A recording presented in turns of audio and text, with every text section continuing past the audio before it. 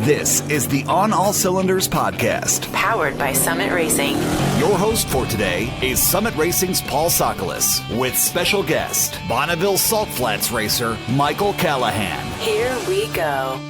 It is time, indeed, for another On All Cylinders podcast. Paul Sokolis here, your host for today. Whether you're into classic muscle cars or cool engine and race tech, or just want to hear about a guy in a car going really, really, really fast, this is going to be a good episode to hear.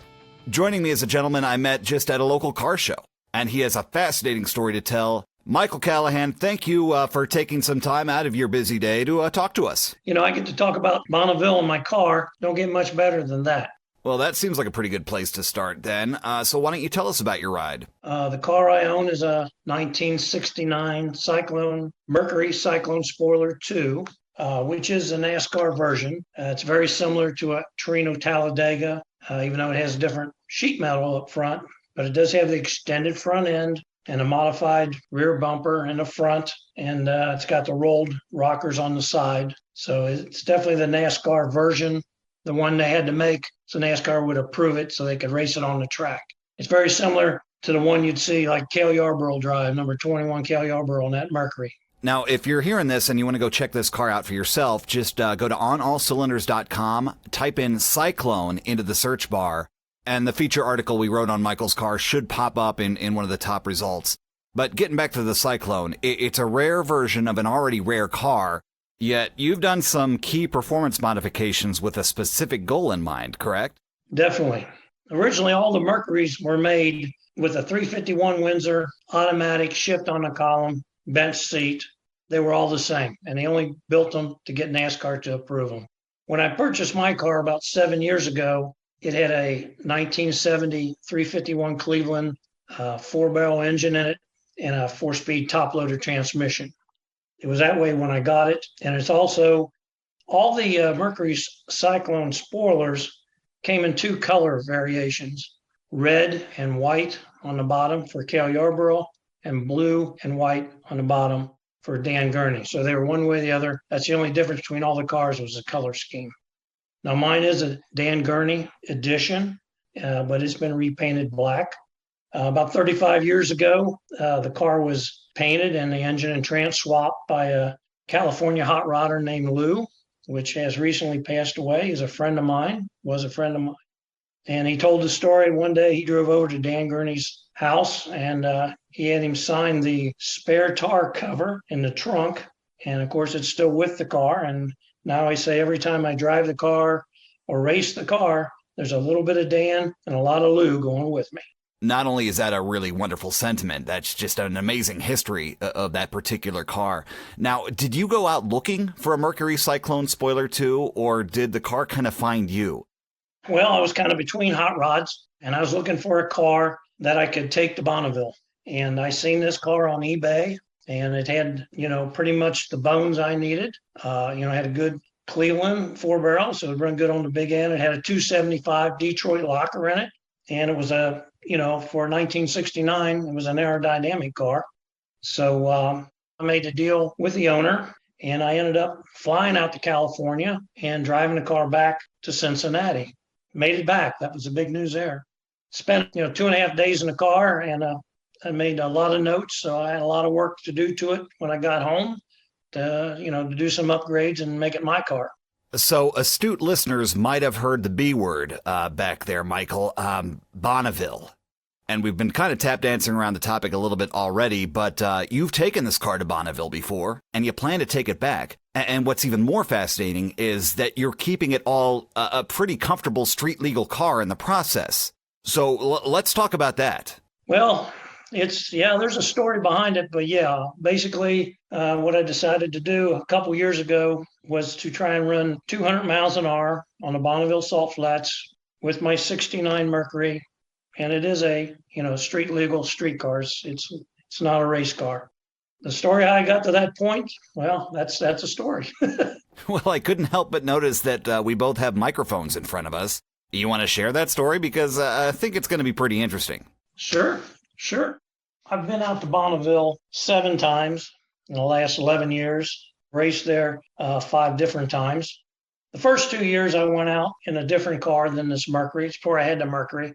I was fairly successful. And then I sold that car, and then I found the Mercury, and I knew that car would be the one that I was going to try and go pretty fast out of Bonneville. In 2011, I went out with the other car. It went 130. Next year, I went out and went 144, and then I sold that car. Then I bought the Mercury, and I had about 6 months to get it ready for Bonneville. I needed some safety equipment on it. I went out to run the 150 class. It's called a club, a 150 club, and it's designed for street cars and with a little bit of safety equipment. And if you run 150 2 times within 2.25 miles, then you're in the 150 club. So I decided I'm going to drive my car out there and try and do that with this Mercury. So got it ready. Had to put a 1-loop roll bar in it and a 5-point belts and dry shaft loop and metal valve stems. Not much more than that. It's truly for street cars. You have to show them your registration and your insurance card. So it's for real street cars. So I decided before I went out there, because it was a fairly new car to me then, I only had it, a couple months. I decided to put it on the chassis dyno just to see what it would do, kind of do a Bonneville run sitting still.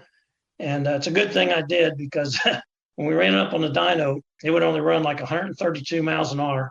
That's sitting still. That's not going through the wind. It would only turn 5,000 RPM. So it's a good thing I tested it before I went. So we put a new set of valve springs on it, make us rev up to about 5,800.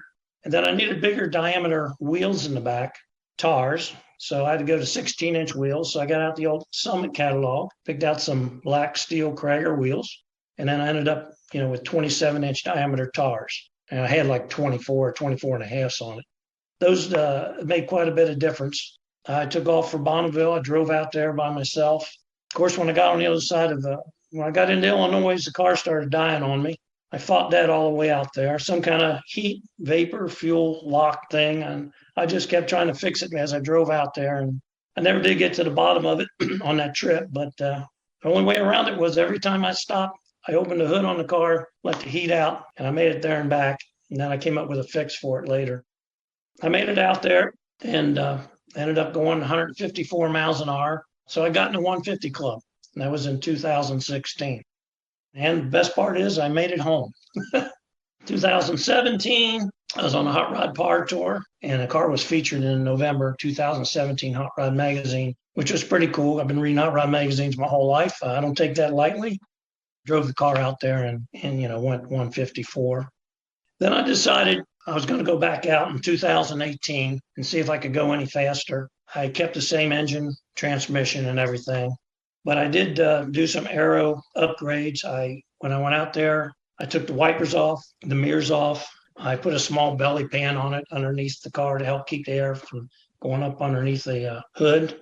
And I also ran front drag tires when I got out there. And I also ran open exhaust. And I decided I would run about a half a tank of race gas. They sell race gas out there. I had over half a tank. So I pulled up to the fuel truck, and he said, yeah, go ahead, put it in yourself. So I pumped it in. So I get the fuel tank topped off. I went in and I said, hey, what do I owe you? And he says, $150. And I've never bought race gas before. So I'm thinking, whoa. It's one of those things where it's a good thing I didn't ask, because I might have not did it. But you do need to run race gas out there, because you don't want to detonate when you're running a lot of miles wide open. You won't even hear it. I was able to get some good. I ran 165 the first time. Now, when you're running the 150 club, you're only allowed to go 159 miles an hour. They're very clear in the rules. If you exceed 159, you are done and it's over. So I'm pretty well a rule follower, but I was making a full blast. I knew I went 165 because I have a GPS that I monitor the speed with. So I was feeling really good, really happy that I went 165. So I came around. You pull around, you get the time slip, and I'm ready for some hand slapping or something going on. And so I didn't say nothing. Handed me the slip, and the guy just says, "Man, that car really sounded good going down through there." And I said, "Well, okay." So I drove up, got back in line, and there's a line there for the 150 club, and everybody said, "What'd you do?" And I said, "Man, I went 165." And they all said, "Did they say anything to you? Did you get in trouble?" And I said, No, I don't know. So I went and ran again and ran like a 164. And then I was done because when you drive your car out there, you don't want to I don't want to make another pass and break the car. It's a long walk home from out there. And then a couple months later on their website, they actually put up everybody that made it in the 150 club and the 130 club and all that. And I got looking, they didn't mention me in the 150 club. And then I found out later when I looked closer at my time slip, they had mistakenly put me down as a regular race car or a car running a class. So there was no speed limit on me that day.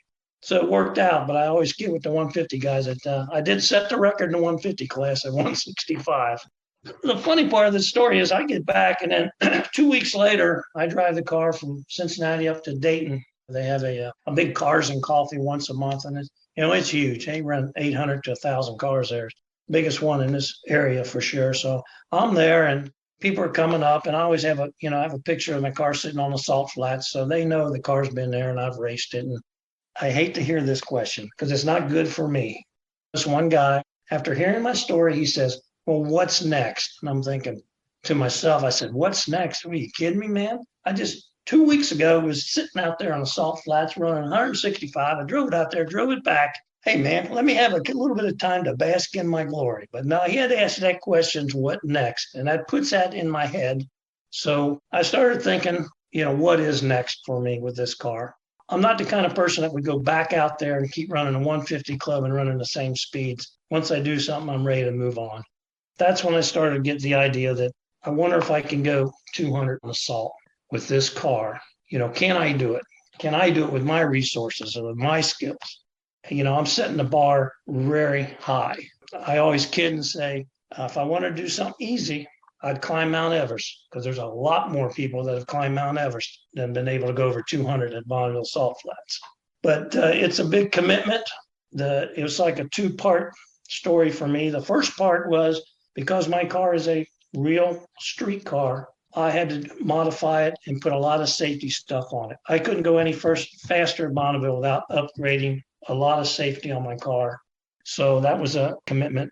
I decided to go ahead with it. It took me almost 2 years to get the car to where it would pass spec at Bonneville. It was a journey. Some of the things I needed to do was I had to put in a full roll cage, which was challenging because I decided on my car that, I didn't want anybody to ever say, oh, this ain't a real street car, because everybody's got a different definition of street car. I mean, you can put license plates on a pro mod. Some people say that's a street car. Not to me. I wanted a full back seat. I have a headliner in my car. I have carpet installation. I have a factory dash. I have a factory, parking brake and air vents and a radio. I like to think, even though it's got a lot of safety stuff in there, that it is a real street car. So it was a challenge to put the cage in with all those restrictions. It's a little bit more difficult to get in and out of the car. I had to have a removable steering wheel to get in and out of the car, which I do every time. But a removable steering wheel, it's a good theft deterrent too. Whenever I travel and the car's at a motel, I always take the steering wheel in with me. So I needed a full roll cage. And then I needed to get a real racing seat with a halo on it.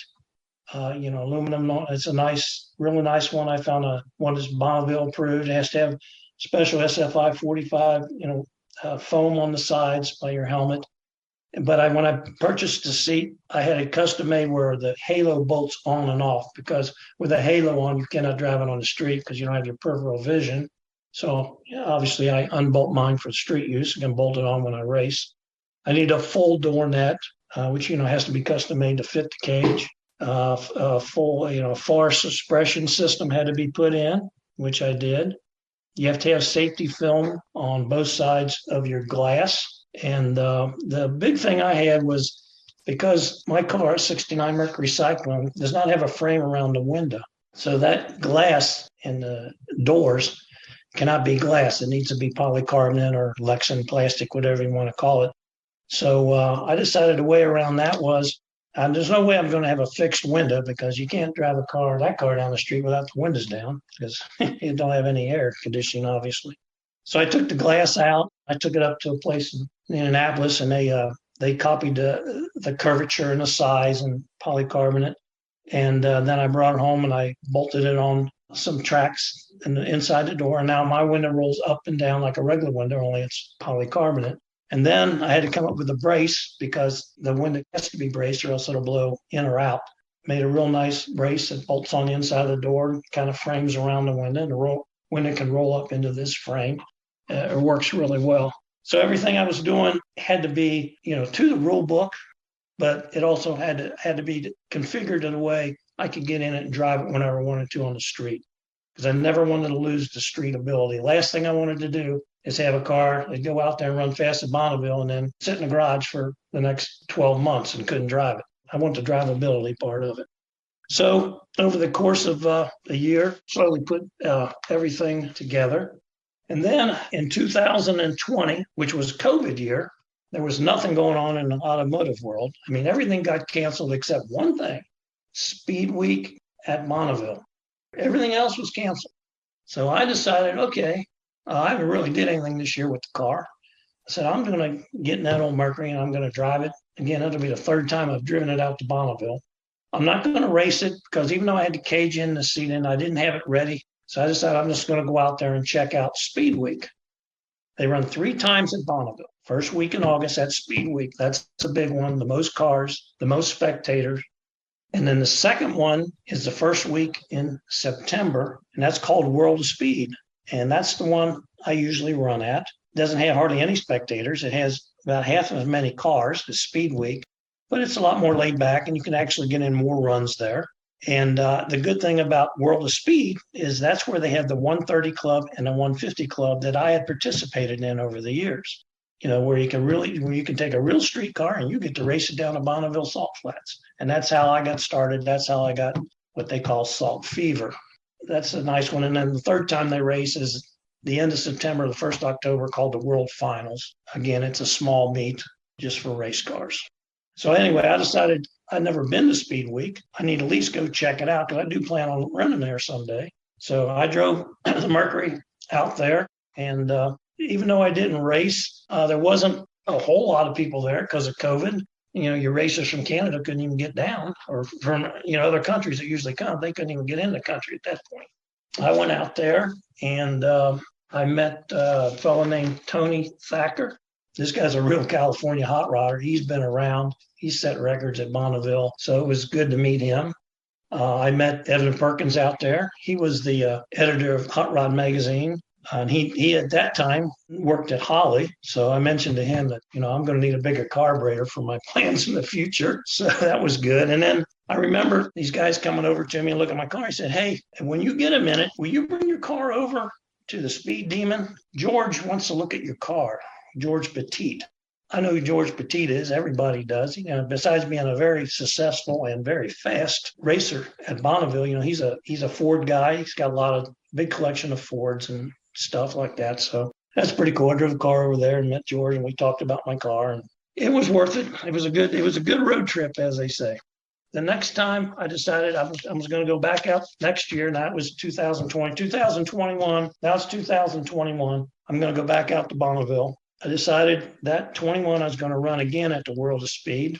The only changes I made to my car, I went from a dual plane to a single plane intake, and I put a bigger Holly carburetor on it. And the other big difference was Trent set me up with a new TKX 5-speed. So this will be the first time that I'll be running on Bonneville Salt Flats with overdrive. So my plan was, even though it was the same engine and basically the same car, I didn't really have any more power. I thought the intake car would give me a little bit more power on the big end. But the plan was to go out there, get on the long course, which is 5 miles. There's 2 courses at Bonneville. There's a short course, 3 miles. Long course is 5 miles. So I started off at the 3-mile course, and I got my C&D license. And then they let me run on the long course because there wasn't a lot of people out there. And you're supposed to run 175 on the small course before they let you over there. But they let me run the long course. So I figured, okay, that's what I need. I need to get on a long course, run it out for 5 miles, use 5th gear, and really see what's in this car. Well, the problem was I just didn't have enough power to pull the 5th gear. The car didn't really go any faster in 4th than 5th and 5th or 4th. It just topped out at 170. So I ran 170 for about 5 miles, which is pretty cool, but it just wouldn't go any faster. And it was at that point where I said, okay, I need more power. The car did make it through tech there, so that was good. It made it through tech at World of Speed as a real race car. So that was promising. And then on the way home, I come up with a plan. I needed more power. So I decided I was going to take the basically stock 351 Cleveland that's in there now, and I was going to build a big Cleveland. So as soon as I got home, I found a 4-bolt Cleveland block, standard bore. I bought the block and then put all the good stuff in it. And it's a 408 cubic inch Cleveland that's in it right now with trick flow heads, I may add. That's the motor that's in it now. Now I've got close to twice the horsepower. Other than that, the car's identical. So theoretically, it should go faster because I didn't make any other changes. Because the car feels at speed, that car feels really, really good. It wants more. It's ready to go faster. The Aero is really good on that car. I got it sitting as low as I can to still drive it on the street. Plus, when I race it, I put on some front runners at a little bit lower diameter. So car's good. It's ready to go for more. I just needed more power. So we went out to Speed Week. I figured, okay, now I'm ready to run Speed Week. So went out to Speed Week this year, and it was really nice out there. For the first 2 days, I did make it through tech at Speed Week, and that was big for me, making it through tech, because that was a lot of my effort. And then, we got rained out. We didn't get any racing in. But the cool thing was, because mine's a street legal car, I was able to drive it uptown. I drove it through. There's a big car show there. I was one of the only cars that actually raced that could race on Bonneville that went up to the show. So that was pretty cool. And my car didn't sit out there in Bonneville flood we had this year. Luckily, mine was sitting in town. That worked out well, but the question's still there. But last year's washout doesn't seem to have dampened your resolve at all. I mean, you're still planning to head back this year, correct? Oh, yeah. It's pretty big this year because this will be the 75th anniversary of Speed Week. Now, they've been running out there for 100 years, but this is the 75th one. So I'm hoping for good things. I think it'll run a good number out there, but you just don't know. You can do all the math you want. You do all the planning you want, but you don't know till you get there and put the pedal to the metal. All right, you brought up an interesting point because, and pardon me because I'm not totally well-versed in the world of land speed racing like this, but how do you figure out what it takes to hit 200 miles per hour? Do you put the number 200 on the right side of the equation and then work backwards across your requisite driveline weight and horsepower math to hopefully reach that number when it's time to hit the salt? I mean, how does all that work? Here's the thing I learned from Bonneville. And, I'm not the best, fastest racer out there, but there's something I've learned. There's 3 things to go fast at Bonneville. Now, horsepower. And I said, well, that's pretty obvious. Well, it is, but you got to have the horsepower in the right spot because the salt is very slick. People don't realize one of the biggest challenges of running fast at Bonneville is traction. When you see cars out there that are running 250, 300 miles an hour and up, they're heavy. They've got ballast in those cars, 500,000 pounds of ballast. They got a lot of weight in those cars for traction, but the weight has to be in the right spot. Okay, it has to be balanced weight. You got to know where to put the weight. So horsepower is number 1, but you really need it on the big end and not on the low end. Number 2 is aerodynamics. Well, that's pretty obvious. Well, aero makes a big difference. There's no doubt. Once you get over 130, aero just comes in super strong. When you start running up, like me trying to get from 170 to 200, yeah, that's 30 miles an hour, but man, that's a tough 30 miles an hour. It's going to really be pushing a lot of air. The question is, do I have enough horsepower to push through that air? I will answer that this year, I hope. The other thing people don't realize on aerodynamics is, a 737 jet takes off at about 150 miles an hour. Think about it. So, if you got some bad aero out there, you either can fly or you'll be spinning out. Well, you see people doing spinning out there, and that's what's going on. It's bad aerodynamics. And the other thing people don't realize is like parachutes. Like I'm required to have a parachute. Well, why would I need a parachute? Because I got a shutdown area of about a mile, at least. I don't need a parachute to stop. But where the parachute would come in good is if you're running down there in your car, the back end starts to come around on you, at a high speed. You can pull the chute and, maybe save yourself from spinning or worse. Now, spinning out is okay if you're spinning. But if you start spinning and you cut a tar or a tar digs in, that it gets really bad. So a lot of people spin, say, oh, yeah, it's not, it's okay. It really don't hurt anything. But boy, if you get a tar digs in or something weird happens, you start to barrel roll at a high speed. Now, that's pretty obvious. And the third thing is gearing. And when I say gearing, I just don't mean rear axle gear. That's important. The diameter of your rear tires are very important, and the gearing in your transmission is very important.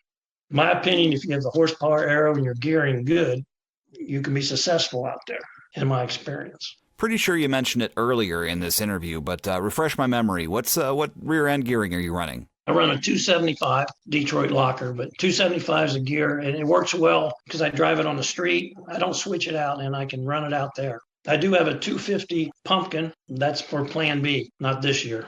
And again, there's a lot of math to it too, because guys like me, we didn't pay a lot of attention in school. There's a lot of math to all this too. So you didn't change your gearing out back, even going from the 4-speed to the 5-speed now?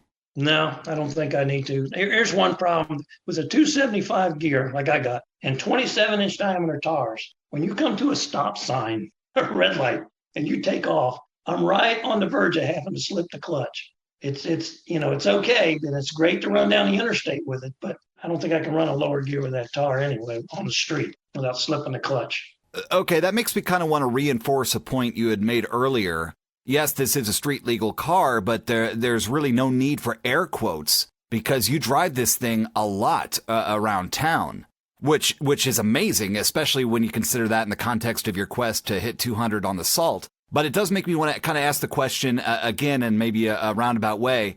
How are the Mercury's street manners on regular roads? It's okay. It's like any, my car is old school. You know what I mean? It's got stock suspension. It's got the original wiring harness in it. It's carbureted. The only thing that's high tech on my car is aluminum radiator and electric fans for obvious reasons. So it's like any old car. It don't like traffic. It don't like sitting in traffic on a hot day. But I drive it. I've been, a lot of places in this car since I bought it. I've been down to the Aero reunion twice, and that's down in Talladega, Alabama. They do that every 5 years. They bring down all the Aero cars, and that's including the wing cars, of course, and the Talladegas and the Mercurys. I've been down there a couple of times. I was invited. I've been up to the Muscle Car and Corvette Nationals in Chicago 2 different times. And when I'm invited up there, I guarantee you, if you've ever been to that show, that's the best of the best of the best, the muscle cars. I mean, it's unbelievable quality. I'm the only guy that drives this car up there. I drive up there and drive in and drive home. It's nice. I'd go on a hot rod par tour every year with the car. I like that, and also do the Woodward Dream Cruise every year too. It's been driven all over the country, and like I said, I've driven 3 times to Bonneville. That's a heck of a trip. I put more miles on my car in one day than a lot of people do a whole year in some of their classic cars. So let's take a closer look under the hood. You said you're running a 408 Cleveland? Yeah, right now it's I call it a very well-built, good parts street car, kind of a high-end street engine, I should say. It's not an all-out race engine because, I knew I was going to be driving, 95% of the time I'm driving it around. And then I race it once a year at Bonneville. Again, it's a trade-off. Like, I run a dual plane intake. I run a mechanical fuel pump. My cam, I didn't run a high lift cam because Cleveland has canted valves, like a big block Chevy. So you go with a real high lift cam and, it really puts a lot of wear on the valve guides and angle and stuff. So I tried to keep it realistic. I mean, it's a nice built motor. It's got good parts in it, but it's far from a, all out race motor. All right. So we've talked about the engine a little bit, certainly the driveline and the gearing. You went into detail about some of the safety upgrades you had to get past Bonneville Tech. But what about the rest of the car? I'm talking chassis, suspension, brakes, stuff like that. Is that mostly off-the-shelf stuff? Yeah, I mean, I got 4-wheel manual disc brakes, but they're not aftermarket. They're the little 11-inch jobs. I got manual steering, manual clutch linkage, My car is definitely old school. And now in looking at the car, it hasn't been tubbed either. Can you talk a little bit about tire sizing and what you did to select the right tire for running at Bonneville? The tires I run on the street in the rear are the same ones I race at Bonneville with. I could probably fit a bigger tire underneath, but it just didn't interest me to push you just don't run wide tires at Bonneville. It's the weirdest, one of the weirdest things is weird to people that go to Bonneville is you're racing high horsepower cars on a very slick surface and they run like front drag tires on all 4 corners. That's the norm out there. It's kind of crazy, but that's the tar choice out there. You ever see a Bonneville tar? 99% of the cars running out there are running like drag tars front and rear. You don't run wide tars at Bonneville. It doesn't work. One of the questions that I'm wondering, and I'm sure quite a few folks out there hearing this are wondering as well, when you take this Mercury to Bonneville, are many other folks running a street-legal 60s to 70s era muscle car on the Salt? Well, mine Cyclone's alone because, when you look inside my car out there, it's got a full interior. Now, there's a Talladega that races out there, and there's a Daytona that runs out there. It's a record holder. But yeah, there's door cars out there racing, but they're real race cars because of the class. Bonneville has a lot of classes. The Streamliners, and then they have the Roadsters out there. And then they have, door cars. They're all, real race cars, and they're out there running for a record. I'm not. I would be a fool to think my car could go set a record. And the record is too far off. So when I go out, I run time only because I'm just trying to be, realistic. Because, the record is just a long way off from even thinking about that. Now, is your Mercury exclusively set up for Bonneville, or do you try to attend other speed record events? Like, for instance, there used to be the one in Wilmington, Ohio, which is really right up the street from where we're having this interview. And then there's the ECTA Arkansas Mile. Do you ever attend any other land speed events? No, I had another car I raced at Wilmington a couple times when they were up there, which is really, really nice. But no, I haven't been to, down to Arkansas. Those are usually mile races. My car's not set up for a mile. To me, a mile is like a long drag strip. Cars that are running there, they're achieving those 200 mile an hour, within a mile, which is great. That's acceleration, major acceleration. My car's set up to run 3 to 5 miles, just the way it's geared and all. And I don't need to do that. I'm going to Bonneville, the best historic place in the world. I'm so lucky. I get to run a Bonneville. There's just nothing above Bonneville. Bonneville is it. To that end, I kind of ask this question a lot, whether I'm talking to an AMC person or a Studebaker person, is what's the community like? So say someone wants to get into this world and start doing what you're doing. How does it begin? How does one catch salt fever, if you will? Well, anybody that's interested in Bonneville usually happens probably this way all the time. You don't just build a car and go to Bonneville. First, you go out and kind of check it out and see if it's for you, because it's unique type of racing. It's in a unique spot. The environment's unique. And then you say, oh, yeah, I might want to try this. And then you start figuring out, you look around at everybody else's cars and what they're doing. And you kind of figure out, what direction you want to go to. You want a roadster or a muscle car, and you look at what's there. And then you get the rule book. The rule book's pretty thick, but it's all there. So, it's a big commitment to build a Bonneville car because it's basically you're only going to run it at Bonneville. That's, it's a pretty unique car. They're made for Bonneville. And, the information's out there. You just have to go there to get the information, I guess is the best way of figuring it out. But if I remember correctly, Bonneville for you didn't start with this Mercury. You had attended prior years in a different car? Yes. First 2 times I went, I had a Crown Vic. Now, it's a 1999 Crown Vic. Well, that sounds pretty lame, but actually what I had was a car called Cobra Vic. Now, the Ford guys might have heard of this. Jack Roush built 18 Cobra Vics in 1999, and they all went to the Bondurant School of High Performance Driving. Now, he took a stock P71 police cruiser, black Crown Vic. He pulled out the 2-valve motor and the automatic transmission, and he took the 4-valve engine and 5-speed manual out of the 1999 Cobra Mustang, and he put it in there. He put a full roll cage in these Crown Vics. He even has a window net at all 4. FAR system was in there, big fuel cell, and each instructor had their own Crown Vic, and he would put 3 students in and belt them in, and he'd go around the track and kind of give them a demo ride. And then after the demo ride, the students would take the Mustangs out and drive the Mustangs. So the students never drove the Crown Vic, only instructors drove the Vics. So he did that for a while, and then, Bonneville went from Ford to GM. So when he went to GM, guess what? GM don't want no Ford sitting around, so they sold all the Crown Vics off. Employees bought about half of them. Then some local Arizona dealer bought the rest of them. So they came up popping up for sale, and I seen that, and I said, wow, that's a cool car. So I went and bought a Cobra Vic, and it was a neat car. It was a big car. I autocrossed that car. I did the Ultima Challenge in that car, but it was so big. It handled like a big go-kart. They had this 2-inch spline sway bars on it, and it was flat. It's just the car was so big and wide, it was a real disadvantage in an autocross course. So anyway, that's the car I took out there. When I first retired, I decided, well, what can I do car-wise now that I might have some time? I'll tell you what, Bonneville.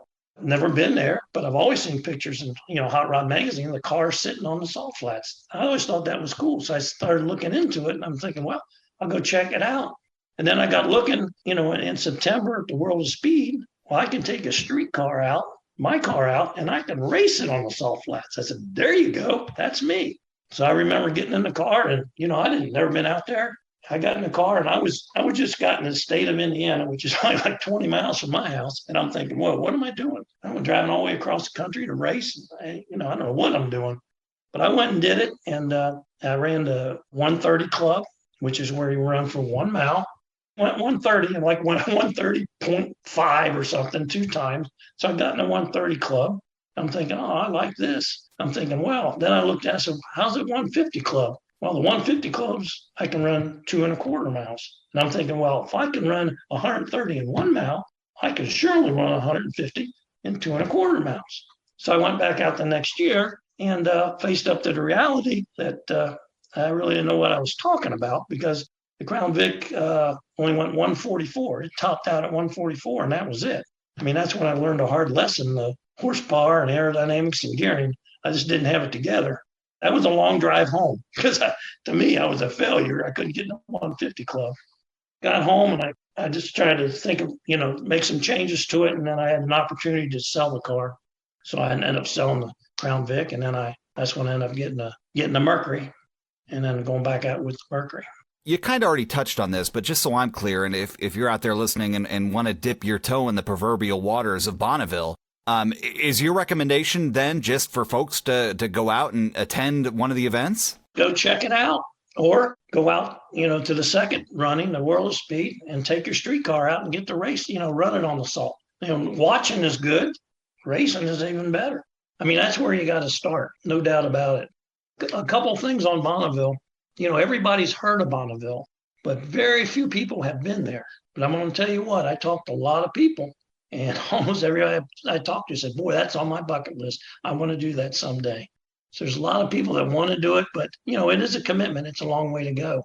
But I'm telling you, that's real hot rodding out there. That's some real racing. There's real history out there. It's great.